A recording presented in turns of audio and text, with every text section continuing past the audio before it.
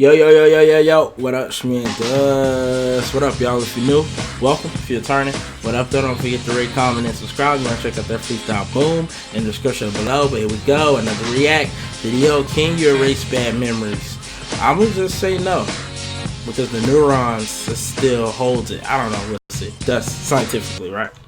Whether it's from an awful breakup or a traumatic life event, some memories can haunt us for our entire lives. But what if there was a way that you could completely forget these altogether?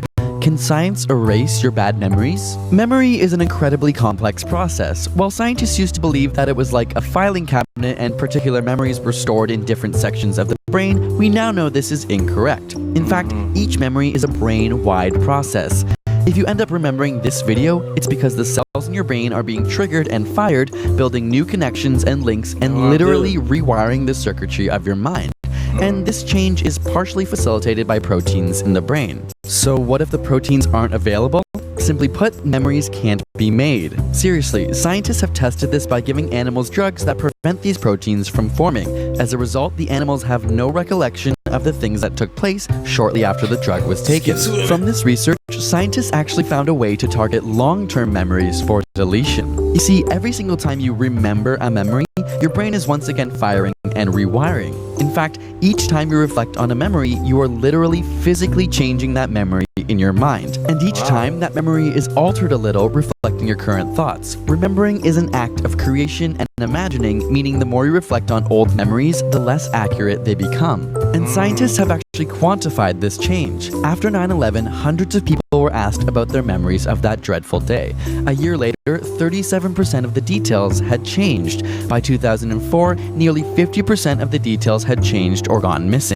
And because memories are formed and rebuilt every time, if you administer the protein-inhibiting drug while recalling a memory, the memory can be effectively removed. To test this, scientists took lab rats and played a sound for them, shortly followed by an electric shock. After doing this multiple times, the rats quickly learned that if they heard the sound, a shock was soon to follow. As a result, they would stress up and freeze every time they heard it. Months later, these rats would still respond to the noise. However, if they administered the drug first, the rats would lose the memory of the sound and simply continue on.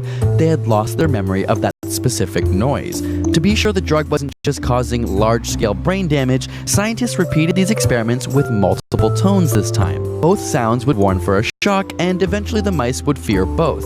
But if they administered the drug and played only one of the sounds, the mice would only forget that one tone while still remaining fearful of the other. Over time, scientists have discovered specific drugs to target particular proteins across different parts of the brain. So if you experience a terrible emotion with the memory, then targeting a protein in the emotional regions of the brain can help to remove that connection alone, which could be an amazing tool, especially for patients suffering from something like post-traumatic stress disorder. But while these drugs are in the very early stages, the question remains, if you were given a forgetting pill, would you be willing to take it?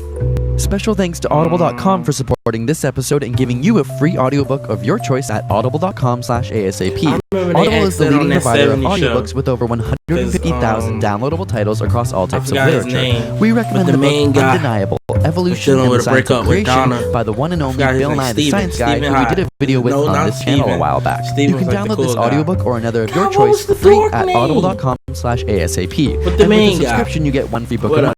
Special thanks to Audible for making these videos possible. And subscribe for more weekly science videos. The past, the future, the present, and then, whatever.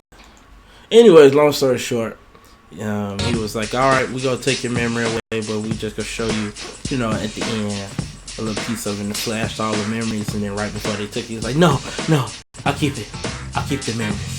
Because sometimes, even though stuff don't work out, listen, it's nice to reflect on it. I mean, it grows you as a person. You know what I mean?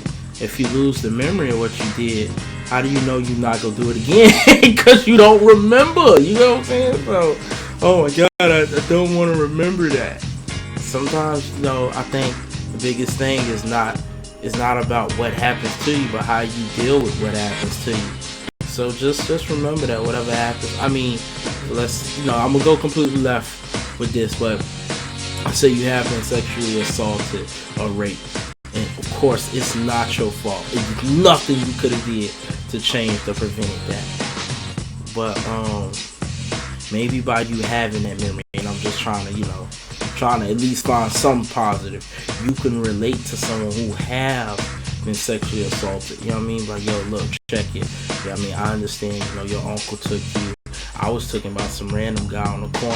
You know what I'm saying? Of course, someone might be like, dang, why you was on the corner? Someone else might be like, why you was with your uncle? It's like, come on, man. That's your uncle. Like, you know what I mean? And you was on the corner because you was waiting on your mama. You know what I'm saying? And whatever happened. Everyone has a story.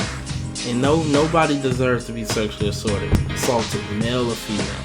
So, my condolences and apologies to all those who have been sexually assaulted. I know a couple people who have. I'm really sorry about that. People always think it's a joke or it's something to play around with, but it's not. People just taking people all willy-nilly. That's not cool, man. It's not cool at all. But anyway, it's your boy Dust finna go because it's finna get, I felt like he got real tense. Go ahead and check out that freestyle. Boom, description below. Don't forget to rate, comment, and subscribe. 2 fingers to the side. Duh.